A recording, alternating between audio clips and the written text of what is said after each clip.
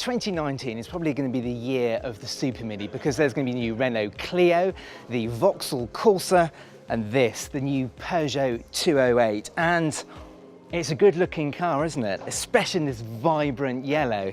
Now what's new? Well, the whole design is new, but it's very clearly a 2 Series model. Let's start at the front, and you've got this very distinctive day running light design with this strong vertical day running light design, straight from the new 508. Talking of the 508, there's the badge right on the front there. The chrome grille, huge amount of road presence this car has got. And as we move along the side, we've got these wheel arch extensions designed to make the car look more sporty. But it's at the back here where it looks particularly good. Can you see what this car resembles? It's clearly the 205, a car that is held in such high regard at Peugeot for its design purity. And this C-pillar here harks back to that car, as does the rear end, because it's the stance. It looks so wide and it's got such good road presence. Let's hop inside.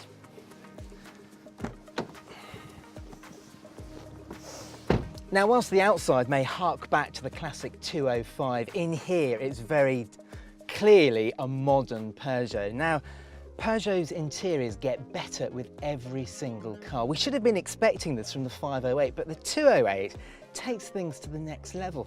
The build quality in this car is absolutely brilliant. This is an early pre-production car, so there's a few things in here which actually won't make production, but overall, the quality of the plastics, the leather, the stitching is all very beautifully put together.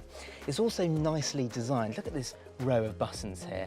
Just brilliant. Actually, this is actually worth talking more about here because you've got a row of shortcut buttons here. They link up to this 10-inch touchscreen here. That 10-inch touchscreen is only available on mid-level models and above. Entry-level cars have a 7-inch screen.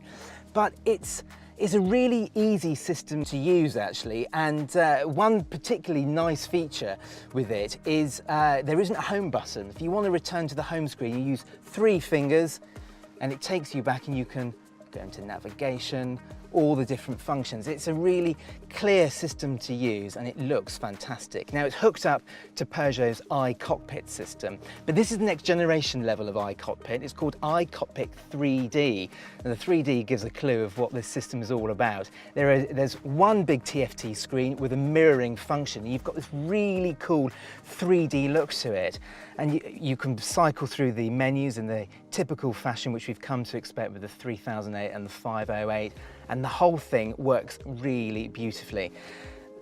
Other things, well, this particular feature I like. If you just press that down, you can put your phone in there.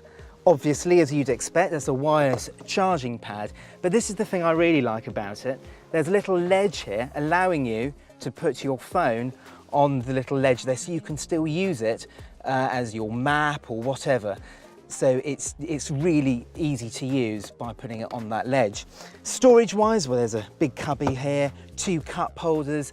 The glove box here looks pretty large on this French car, but of course, once it becomes right-hand drive, it will be smaller because, of course, French cars tend to have the fuse box in there. But generally speaking, this interior is an absolute triumph. The Ford Fiesta and the VW Polo should be ashamed of their interiors because the 208 is stunning. Let's hop in the back seats.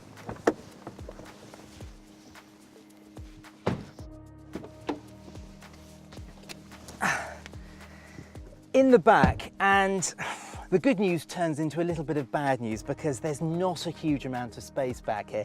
That seat is set up in my driving position and I'm just over 5'10", and I've got just the right amount of knee room. Headroom is okay, but I think if you're over 6 foot, you may struggle back here. But the quality of the fixture and fittings back here is really nice. There's 2 USB charging ports down here as well. I think you'd probably struggle to fit 3 people back here as well. But, I mean, this is a small Super Mini after all, and there are quite a lot of Super Minis which have got similar levels of space, so Peugeot shouldn't be too worried at all. Let's just hop in the boot. The 208 does redeem itself with quite a large boot. If you lift up the tailgate, You've actually got a really nice size boot, nice and square. There is a bit of a drop down into the boot, but for a Super Mini, that is a pretty good size.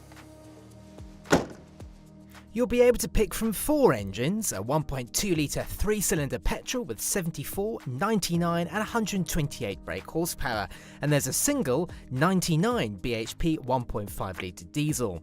There's also an E208, a fully electric version with a 211 mile range. It has a 50 kilowatt battery which sends power to a 134 bhp electric motor, and an 80% recharge takes just half an hour. All versions, petrol, diesel and electric, will be available from the car's launch later this year, and you can expect a small increase over the current 208's £14,900 starting price. What do you think to it? Let us know in the comments below.